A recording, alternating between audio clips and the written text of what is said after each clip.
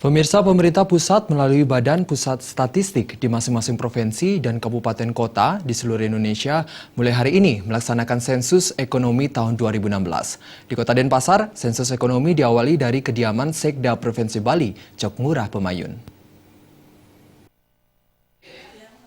Mulai 1 Mei 2016, sensus ekonomi dilaksanakan serentak di seluruh Indonesia. Sensus dilakukan dengan mendata seluruh sektor usaha selain pertanian. Tujuannya untuk mendapatkan informasi potret utuh perekonomian bangsa. Di Kota Denpasar, pendataan awal oleh petugas BPS Kota Denpasar dibantu BPS Provinsi Bali dilaksanakan di kediaman Sekda Provinsi Bali, Cok Ngurah Pemayun, di kawasan Renon. Usai pencatatan data, dilanjutkan penempelan stiker sensus ekonomi sebagai tanda telah didata oleh petugas lapangan. Cok Ngurah Pemayun memberikan apresiasi dan berharap seluruh masyarakat mendukung program ini.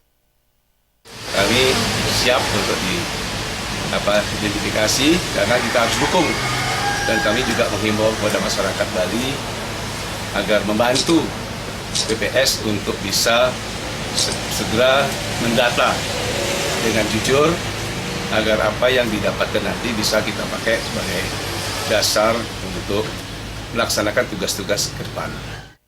Kepala BPS Provinsi Bali Adi Nugroho yang ikut serta pada pendataan perdana ini berharap masyarakat bersedia memberikan data yang jelas kepada petugas sensus karena sangat bermanfaat untuk kelanjutan pembangunan ke depan.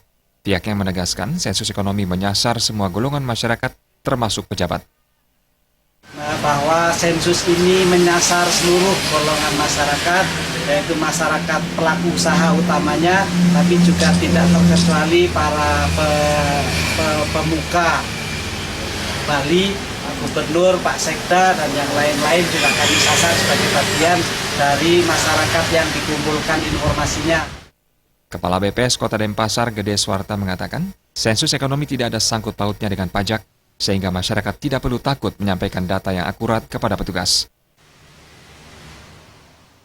Kepada semua pengusaha yang ada di Kota Denpasar, jangan takut ketika didatangi oleh petugas sensus ekonomi 2016.